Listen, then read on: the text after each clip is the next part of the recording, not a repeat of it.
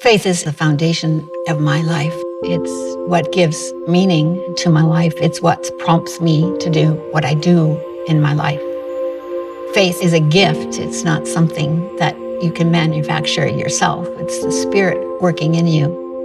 The people in my neighborhood who have gotten to know quite well, they think I have quite an interesting life. They love hearing my stories. They think I'm kind of funny. I can tell stories about rough times in funny ways.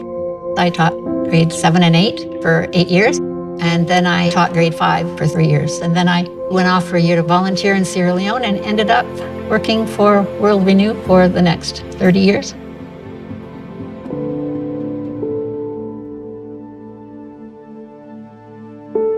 The rebels swept up through our area. They came in and came out within a week. They burned down the houses and all the villages along the route they took. They were always looking for recruits. Now, not recruits that voluntarily joined. They were looking to kidnap kids.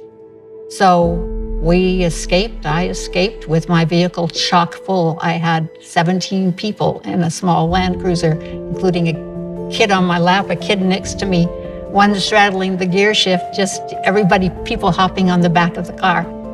We were in a village surrounded by the shadows of burned out buildings and just celebrating the fact that we were all alive.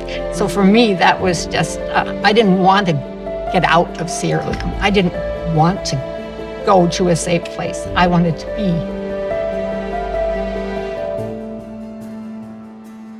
I don't think my devotional life was as strong and meaningful as it was then. It was the thing that helped me to keep going every day.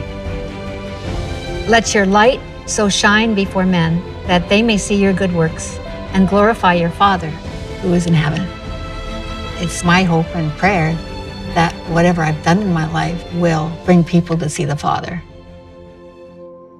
One of the guidelines that World Renew follows in doing development is that this is not about us. It's about the communities. It's their story.